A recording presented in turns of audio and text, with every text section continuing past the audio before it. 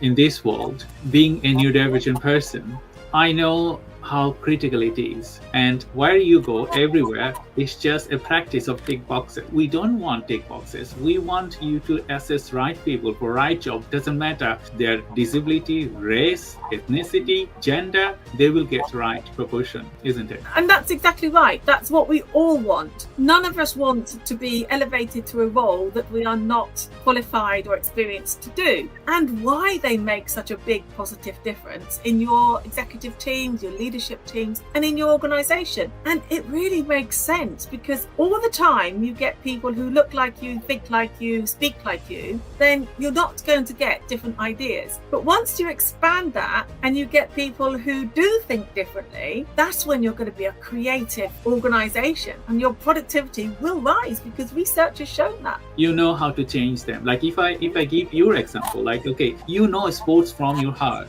So when you're going to be implementing sports related activities, you know what you're doing.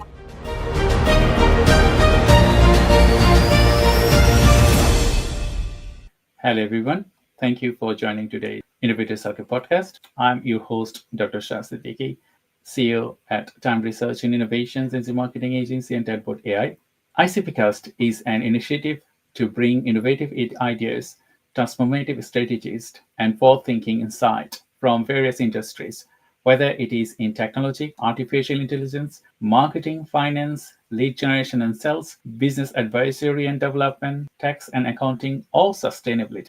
We bring you insights from the brightest minds, C-level executives, and industry leaders who are shaping the future. In today's episode, we are thrilled to welcome Janie Frampton OBE DL, Leadership and Inclusion Speaker, Team U Development, and Executive Chair FindMyKit. She is a global leader in inclusive leadership, governance, and sports development, and has been awarded the OBE for services to equality for women in sports nationally and internationally.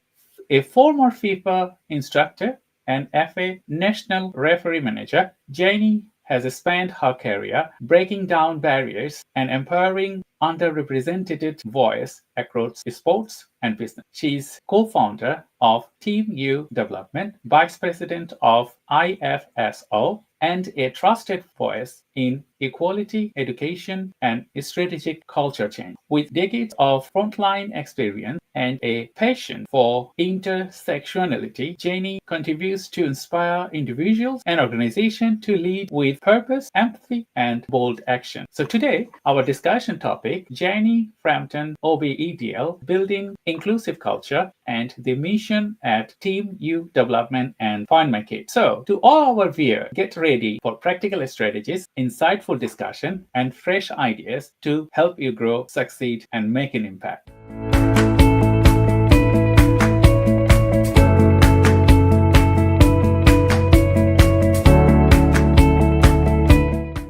Hello, Jane.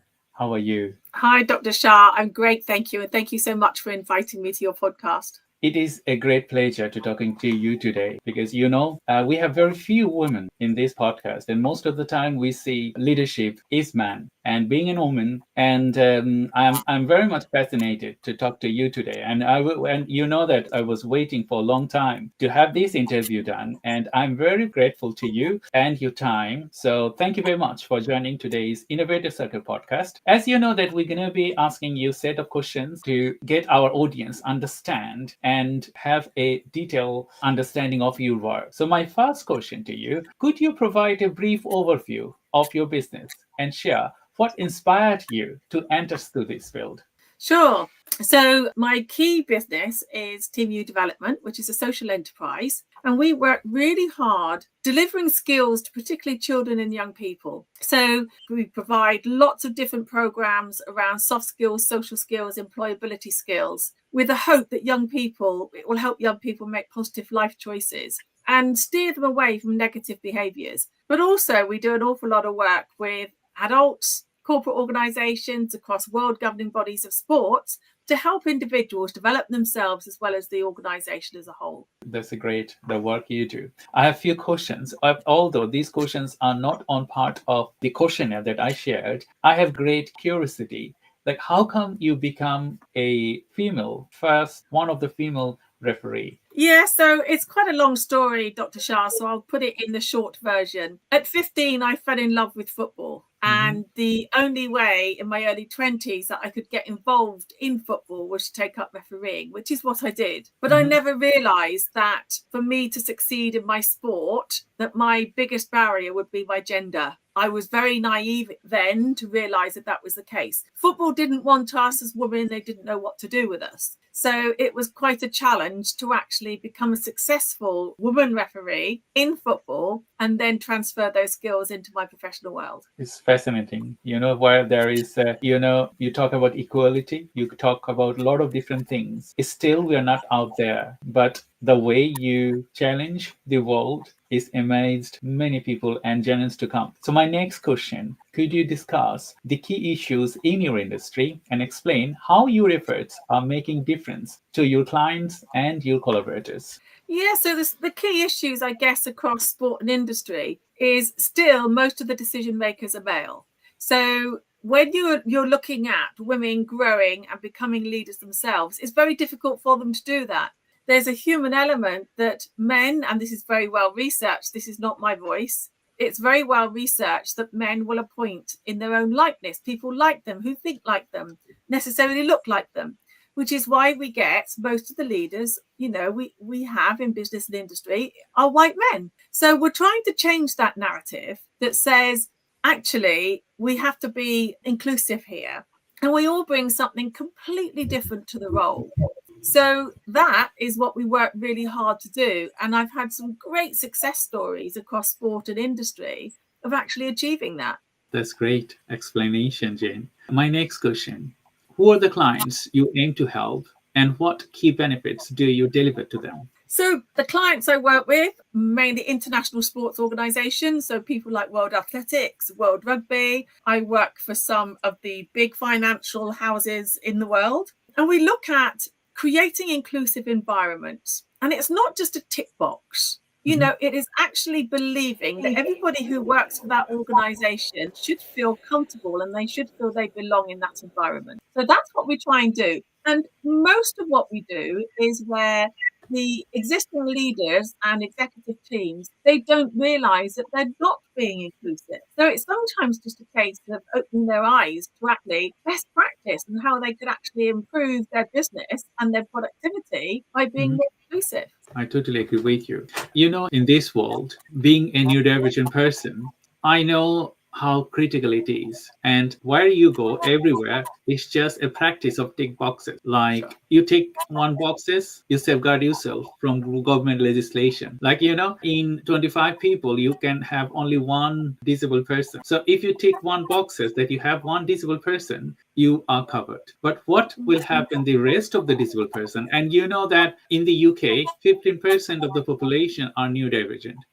When you have a huge population in the neurodivergent and you have these tick boxes, unless person like you intervene with a proper plan, like, okay, we don't want tick boxes. We want you to assess right people for right job. Doesn't matter their disability, race, ethnicity, gender, they will get right proportion, isn't it? And that's exactly right. That's what we all want. None of us want to be elevated to a role that we are not qualified or experienced to do. However, we also want a fairness where people who have protected characteristics or are from minority groups are not overlooked because they're not seen to be the norm in those roles. And I have to say to you, Dr. Shah, I read an incredible book recently, and I probably shouldn't give it a plug, but I'm going to. And it was Matthew Said's Rebel Ideas. And he talks so much about neurodivergent people and why they make such a big positive difference in your executive teams, your leadership teams, and in your organization. And it really makes sense because all the time you get people who look like you, think like you, speak like you, then you're not going to get different ideas. But once you expand that and you get people who do think differently, that's when you're going to be a creative organization and your productivity will rise because research has shown that. I totally agree with you because I was doing another podcast last week So it was Toucan Diversity, one of the organization in the Southeast, and they are disabled people, and they have a disabled organization, so led by disabled people. So when you have disability, you know how to change them. Like if I give your example, like, okay, sports from your heart. So when you're going to be implementing sports related activities, you know what you're doing. So if I go over there and take your position and control that, I'm not going to do that very well. So it's the normal norm that, okay, people, they are think alike. Yes, they can do work with you, but they cannot bring changes. People, they don't think alike, they can.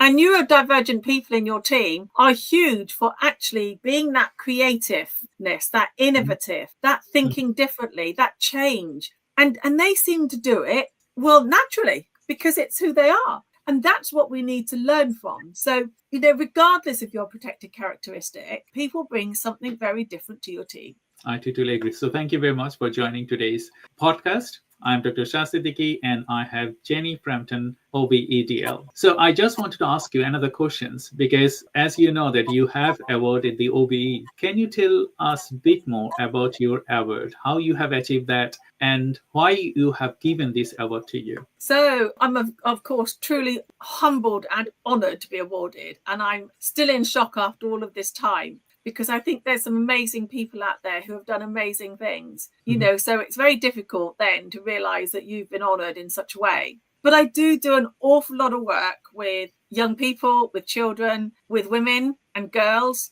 around the world. I look at countries where girls are not perhaps treated as fairly as they should be, and we educate the men and the families. So the work we do is not about leaving men out of it. The men are a huge part of our conversation, because they are our allies and our advocates. All the time that they have the majority role as the leaders in the house and in business, we have to work with them, because that's right.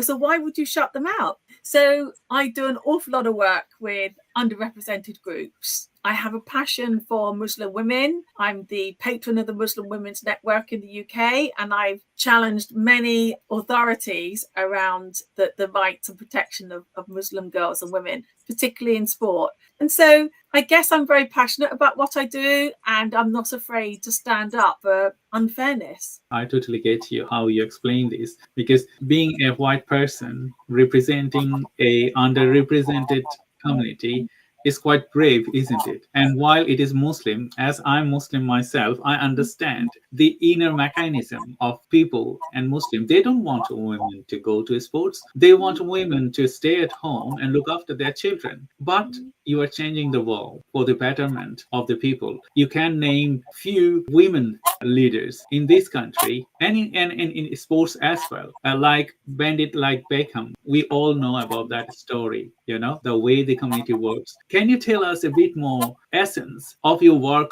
with the Muslim women? How do you transform them? So we did some work with, I fully appreciate that culturally it is difficult for women to be involved in sport. I get this, Muslim women, I do get this. So we trod very carefully so the girls didn't have to compromise their culture or upset their families. But it's also a fact that the physically unfittest demographic in the UK are Muslim women and Asian women. So we knew we had to do something. So we have short 6-week programs where we have once a week, we meet a certain amount of Muslim women. We signpost them to a different sport every week so they can try it in a safe space. And then we can signpost them to where they can take part in their community if they like it. And we also have discussion groups while we're together networking. We have an online platform where they can dip in and dip out in their own time around confidence building and resilience and things like that, and all of those soft skills. But we are really careful not to tread on the toes of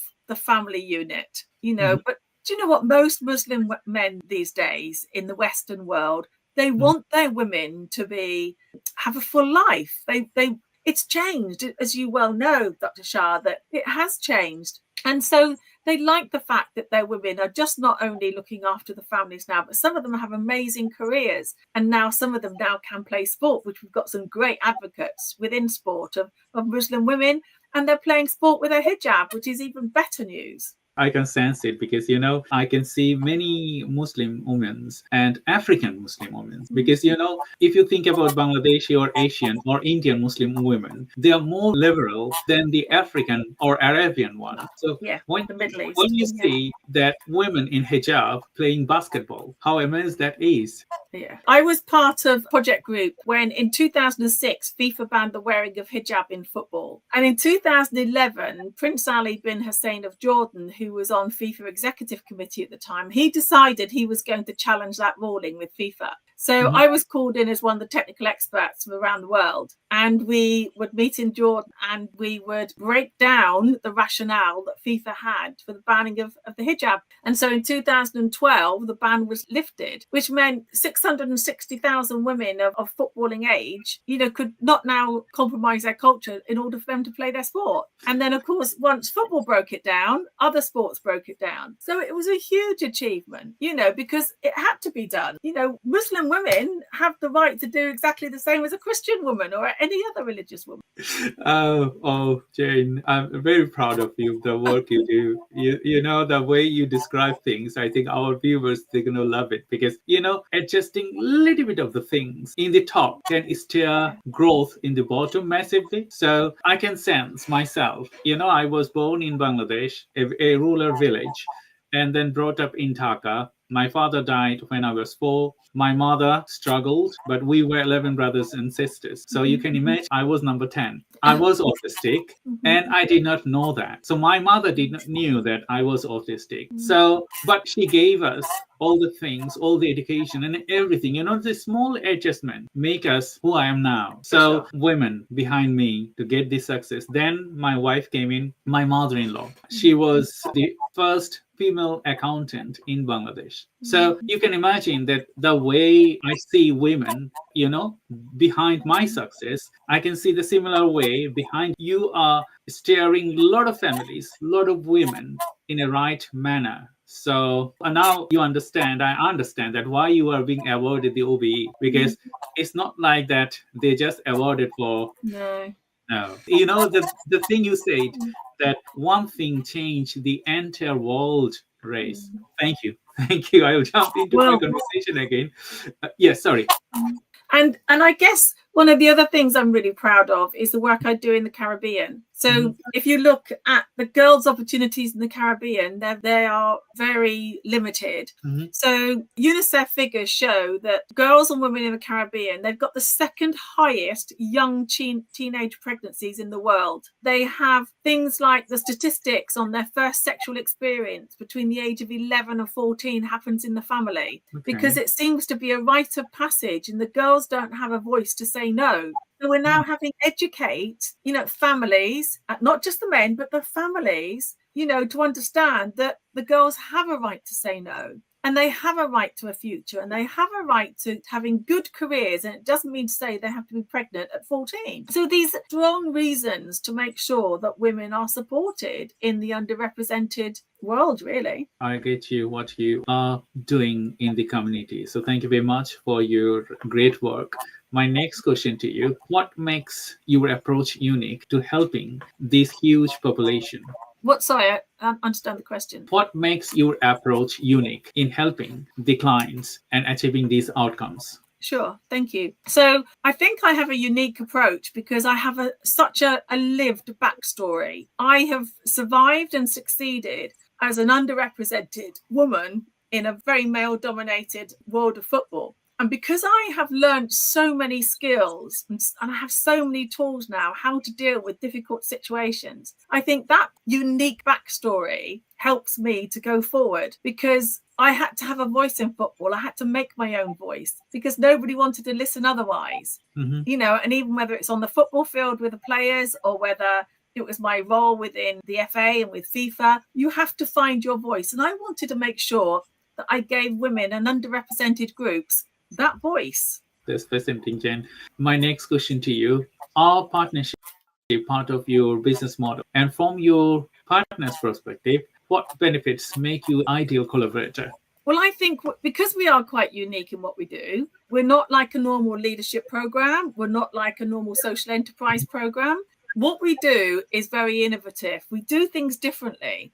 This whole wraparound 360-degree education, not core education, but it's about preparing young people to be life ready and work ready. And I speak to the universities all the time, and they say that they prepare young people academically in colleges and universities, but they don't prepare them for life and they don't prepare them for work. So it's about giving young people some sort of resilience, because I find more and more now young people don't have a resilience to survive against adversity. And life is a challenge. And these young people are going to come across a load of challenges. So it's about giving them the skills to be able to deal with it when it comes along. It's totally true, because I was an academic. I was in the field academia. But when you do business, academy and business, it's just like chicken and egg situation. It's just like when they teach students, they take the theoretical thing, but they don't give any practical implementation. So it's just like when you finish education in college, schools, or whatever, you are in the field of practical things, and you just like it's an ocean. Like, okay, where you go, what you do, how you do, all those things. And I think the way you say 360 degree, people really don't understand what's the meaning of 360 degree. They think that, okay, 360 degree means you see everywhere. But to achieve 360 degree in your work or in your business and all your training, it's very difficult task to do, because 360 degree makes you perfect, isn't it? That's the aim. But I guess our wraparound 360 is to create a whole person. Not just an academic person or a person that only does manual work or low-level skills. We want to create the whole person, so they know what social awareness is, they know what communication skills are and body language, and they know the employability skills, so they can put themselves forward in the best possible way possible. And conflict management is another one that we deliver, because young people, you've only got to say boo now and they jump, because they don't have any resilience when it comes to any conflict management and how to stay calm, and all of these things are around, making sure that you're calm within yourself before you try and deal with sort of challenging situations. All of these things are things that we're trying to teach young people to make them ready for life and work. That's great and fascinating, Jenny. And thank you very much for joining today's Innovative Circuit podcast. So to all viewers, we're going to be going to a small break before we jump into more in detail questions. Until our break, stay tuned and we'll be right back.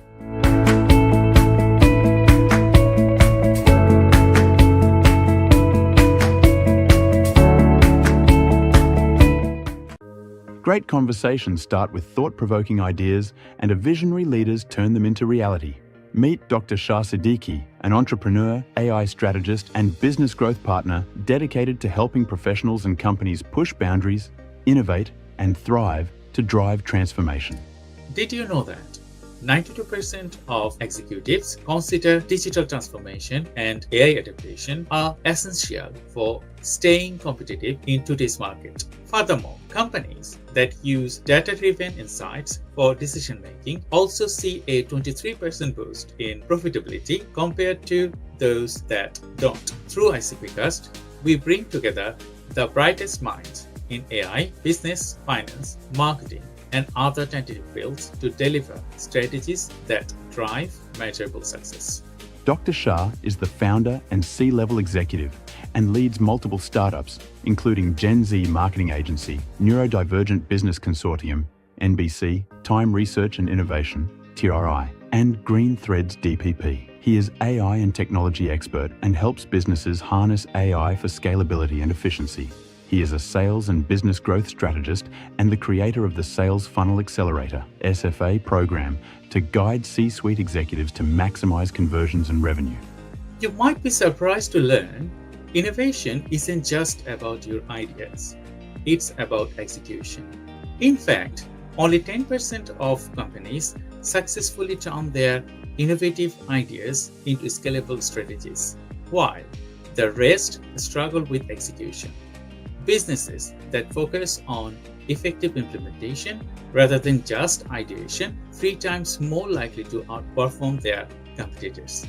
After working with industry leaders and disruptors, I have learned one thing: success isn't just about what you know, it's about how you apply it. That's why I created Sales Funnel Accelerator and ICPcast to provide actionable insights that you can apply right way to drive business growth and innovation.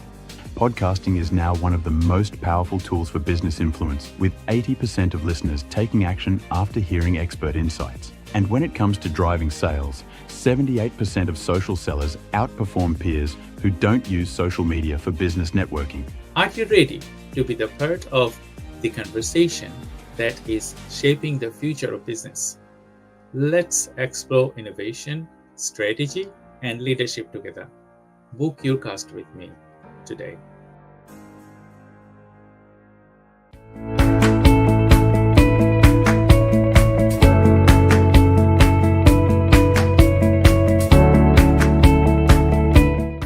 Hello everyone, welcome back to the ICPcast. I'm Dr. 𝐏𝐫𝐞𝐦𝐢𝐞𝐫𝐞 and I have Janie Frampton OBE DL. We have got some exciting insights coming up. So stay with us and we will dive deeper into the world of mentorships, innovation, and let's get started. So Jenny, thank you very much for joining today's podcast. And I'm enjoying your every individual sentences you are saying to me because it resonates with me. You know that before we went our break, you talked about 360-degree creating people that fascinate me because the way it can support individuals unless they work with you or they don't understand these settings, they don't understand it what you meant. So I think that everyone they're watching this podcast would contact you and talk to you how you can implement your framework for their advancement. So my next question, could you share your insight on upcoming industry trend and how you are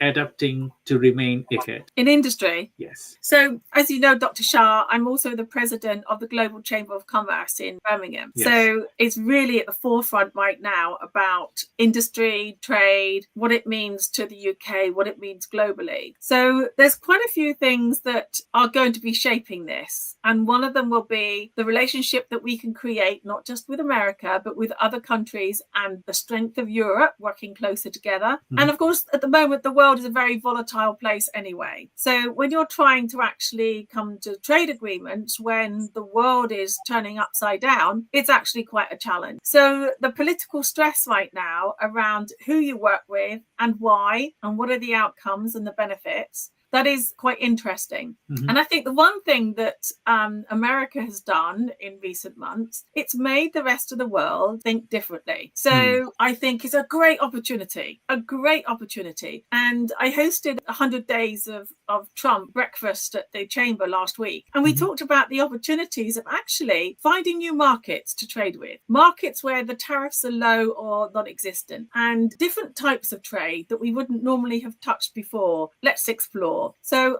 I've been really clear now in my role that we're looking at the region, what trade is going on in the region, and then what countries we need to start to build relationships with in order to create that bilateral trade relationships. So it's actually a very exciting time right now.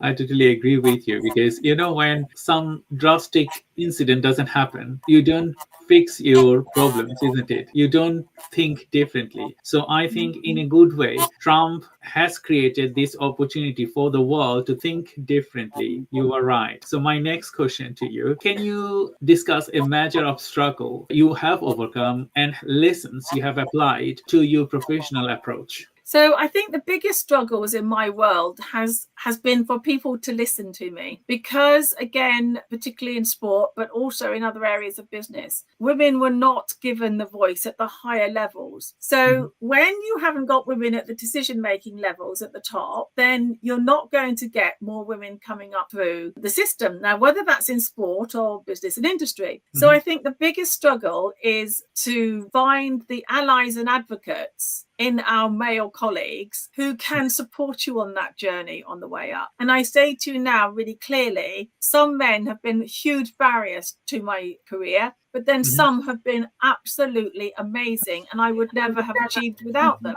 So our strong male allies and advocates are there, We just need to make sure that we identify who they are. So I think that's my biggest struggle, is identifying who's walking with me and who's going to be that barrier. Thank you. I wish this relation, I think we can extend to the next levels, complementing each other. I know culture very well. I also know this, the struggle and all of the things in the community in relation with Muslim community. There are lots of stories of things. And if we can overcome those things, you can create an inclusive culture. And I think adding that value will support generation to come. So thank you very much for adding this value. So my next question is, how do you measure your success of your professional work, both in your business and for the clients you serve? Well, mainly that's in some of my jobs, that is done easily because, for example, with World Athletics, we looked at globally how many women were on the executive teams on each continent for World Athletics, how many women were on the Council of World Athletics or the board,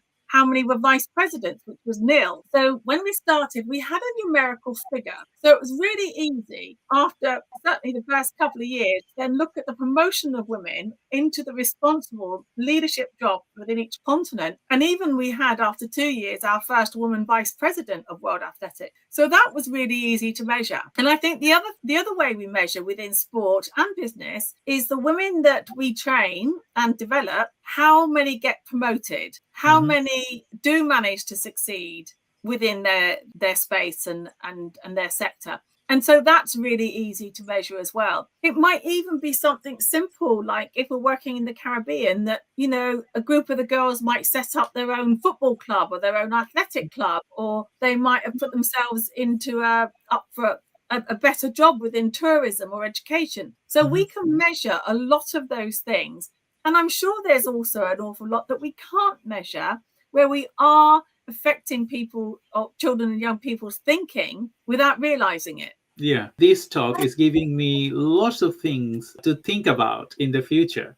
Because, the way you're describing everything in detail, I think I never come across like that from a woman thinking about a greater prospects. Thank you very much. My next question, can you share a story of a particularly rewarding project or client success that highlights your impact? So I guess we can. So one of the projects I was working on is, we started with World Athletics, and then I started working for every continent to make sure that it was cascading down.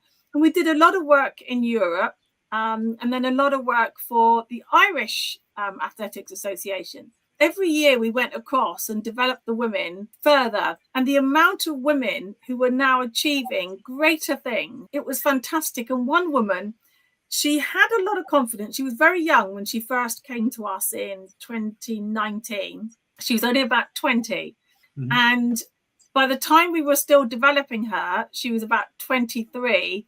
And she was now leading the whole women's development for Ireland. And that was amazing. But she was still stuck in Ireland. And I said, look, you're an amazing woman. You have the confidence. You have the specialism. You need to grow. And the only way you're going to grow is to move. And she finally left her family, left her job. And now she's heading up a huge sports project in Australia, because she just needed the confidence to let go of that comfort blanket, to go and spread her wings and explore and make the very best of who she was. Fascinating, Janie. It's really fascinating. Thank you very much. My next question, what skills or traits do you think have been most important to your success as an innovator? What skills? Yes, skills or traits you think that most beneficial. Sure. I think I'm very stubborn. So when I see unfairness, I have to challenge it. The skill I've learned most in the years is you can't fight every battle. So you have to pick your battles carefully, and then you fight it to the bitter end. And for me, that's been really important. So that's my stubbornness. And I do believe I read people very well. So I strategically step forward with individuals and situations really carefully, so that I bring them with me rather than turning them against me. And sometimes it's really, really difficult, because all you really want to do is say, look, I really don't like you, but you can't. You have to work with them, and you have to do that to achieve your outcome. And I do find that the patience of strategically managing these situations has been instrumental in my achievements.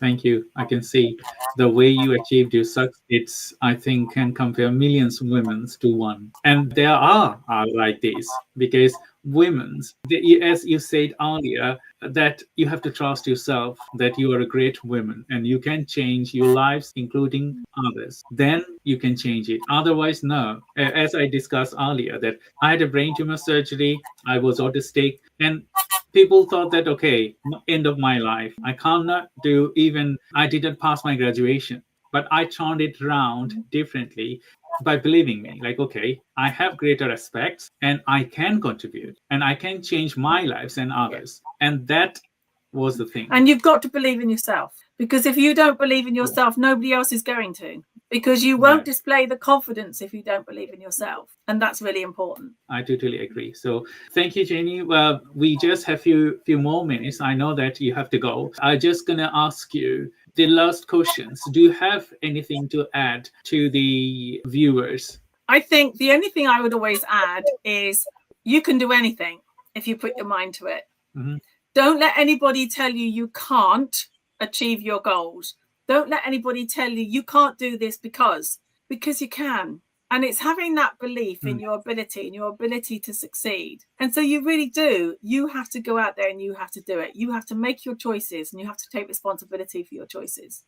Thank you. That was a great conversation today with you, Janie. And thank you, everyone, for tuning in the Innovator Circle podcast. We hope today's conversation with Janie Frampton OBE DL has sparked fresh ideas and powered valuable insights to elevate your business strategies, whether it is business development, mentoring, sales, finance, innovation. Don't forget to subscribe at ICPcast, as well as subscribe to our YouTube channels on Sales Funnel Accelerator.